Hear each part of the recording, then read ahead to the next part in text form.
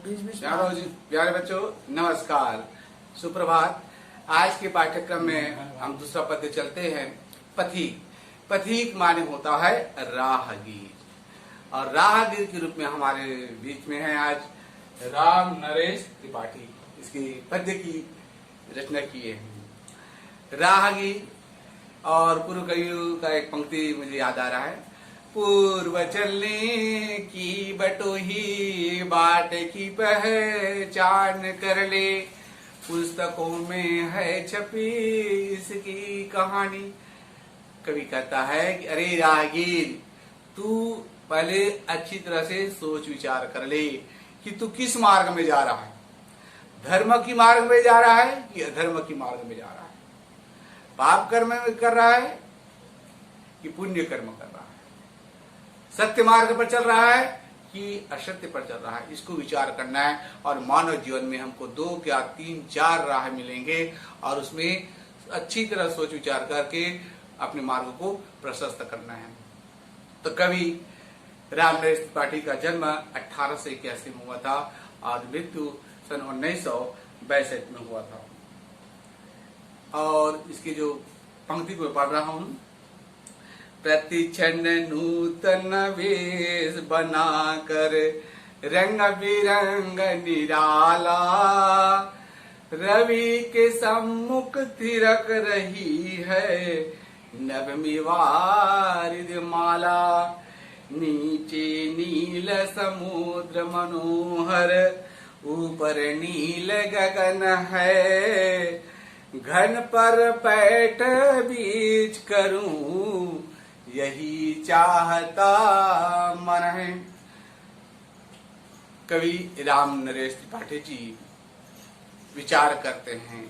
समुद्र के किनारे प्रकृति के रूप पर मुग्ध हो गया है, मोहित हो गया है, और कहता है, विचार करता है कि प्रत्येक क्षण परिवर्तित होने वाली प्रकृति का यह रूप अद्भुत है, अनोखा है, आश्चर्यजनक। प्रति क्षण माने प्रति क्षण, नूतन माने नए, वेश माने वेश, बनाकर बनाकर, रंग बिरंग निराला, रंग बिरंगे रूप बना करके रवि के सम्मुख थिरक रही है, सूर्य के सामने नाच रही है।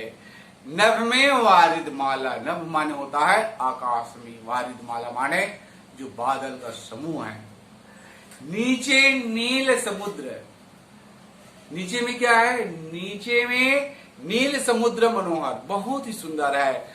ऊपर नील गगन है और ऊपर में आकाश है, नीला आकाश है।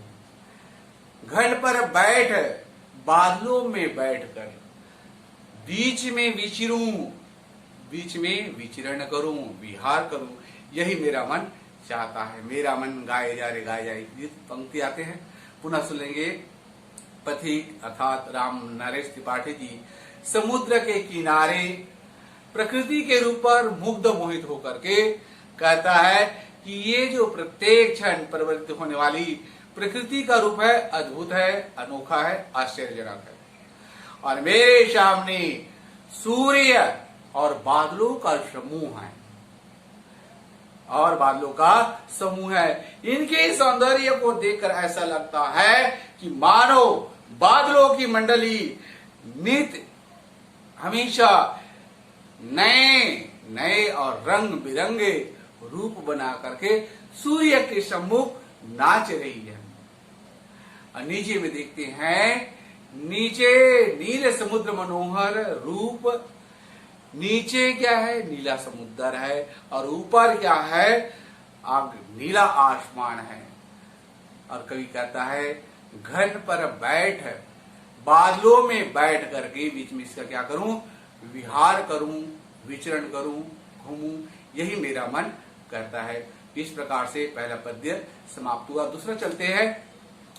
रत्नाकर गर्जन करता हुआ, रत्नाकर गर्जन करता है, मलय अनिल बहता है, हरदम यह हौसला हृदय में प्रिय भरा रहता है, भरा रहता है।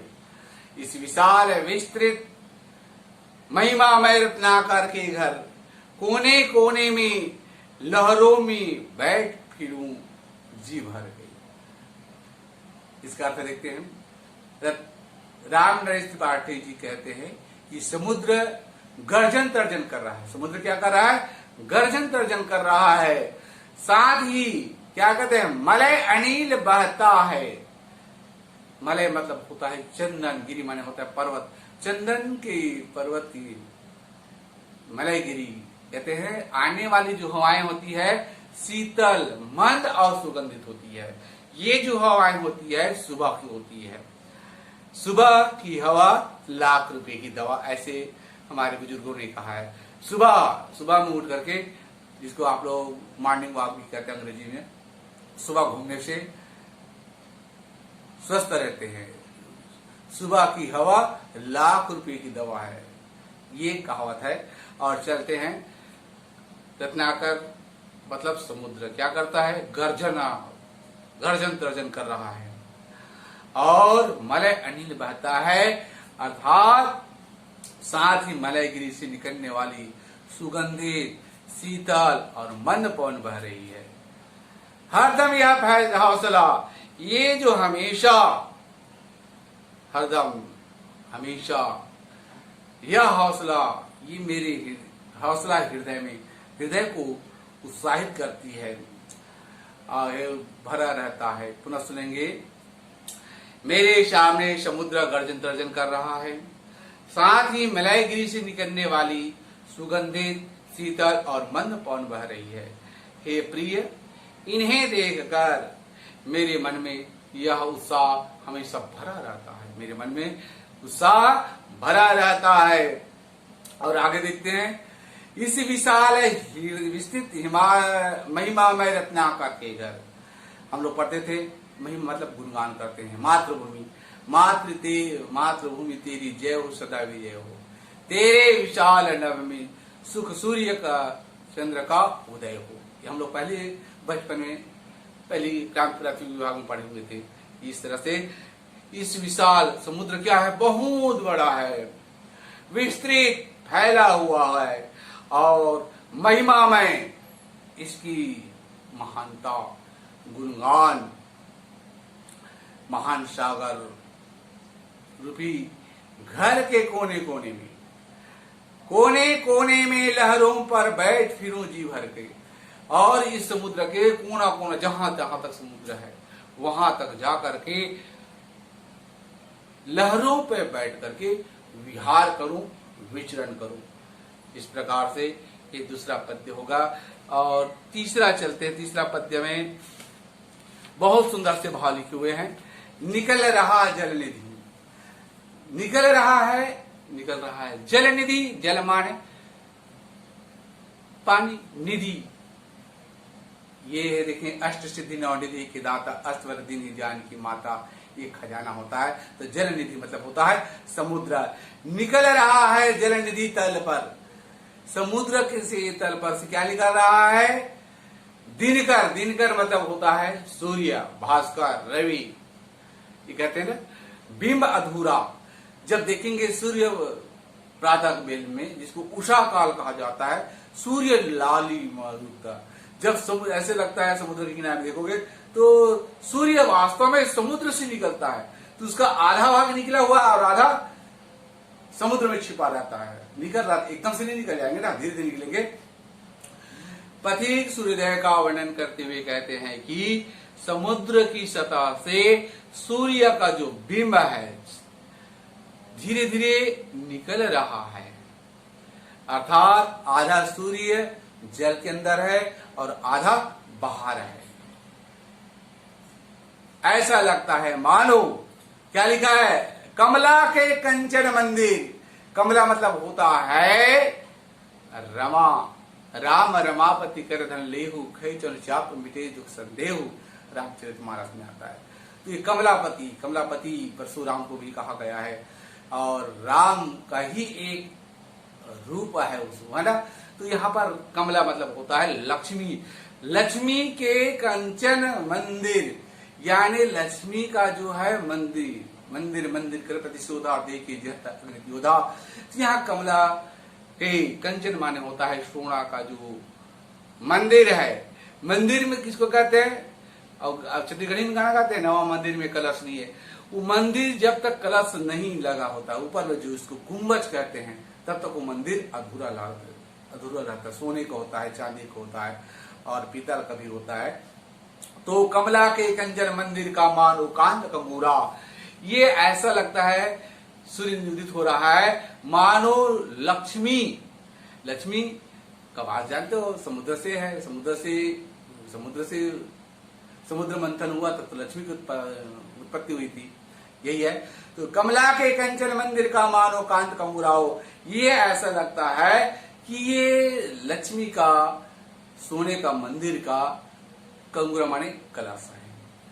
लाने को निज पुण्य भूमि पर लक्ष्मी की सवारी, कवि पुनः सुनेंगे, कवि कहते हैं पति को लगता है कि समुद्र ने अपने पुण्य भूमि पर लक्ष्मी को लाने के लिए, लक्ष्मी की सवारी लाने के लिए अति प्यारी रत्नाकर ने निर्मित कर दी स्वर्ण सड़क, अति प्यारी, उसको लाने के लिए सोने की सड़क बना दी है लाने के लिए। अर्थात सुबह सूर्य का प्रकाश समुद्र तल पर सुनहरी माने सोने का सड़क का दृश्य प्रस्तुत करता। पुनः सुनेंगे बात। पथिक अर्थात राम नरेश त्रिपाठी आगे वर्णन करते हुए कहते हैं कि सूर्योदय का वर्णन करते हुए कहते हैं कि समुद्र की सतह से सूर्य का बिंब अधूरा निकल रहा है, अर्थात आधा सूर्य जल में डूबा हुआ है और आधा बाहर निकल गया है।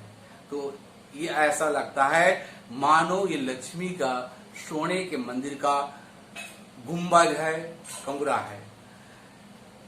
कवि को लगता है कि समुद्र ने अपनी पुण्य भूमि पर लक्ष्मी को लाने के लिए सवारी की तैयारी कर दी। पुनः सुनेंगे।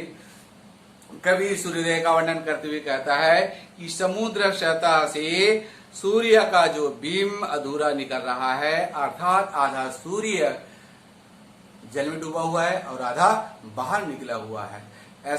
इससे ऐसा लगता है कि मानो लक्ष्मी देवी के स्वर्ण मंदिर का चमकता हुआ कोई गुंबज है, कलश है। पति को लगता है कि समुद्र ने अपने पुण्य भूमि पर लक्ष्मी की सवारी लाने के लिए अत्यधिक प्यारी सोने की सड़क बना दी हो और सुबह सूर्य का प्रकाश समुद्र तल पर सुनहरी दिखाई जो दिखता है, एकदम सूर्य की किरणें उस पक्की मतलब सोने की सड़क हो। इस प्रकार से ये पद्य भी समाप्त हुआ। इस प्रकार आज के पाठ्यक्रम को यहीं पर विराम दिया जाता है। जय हिंद।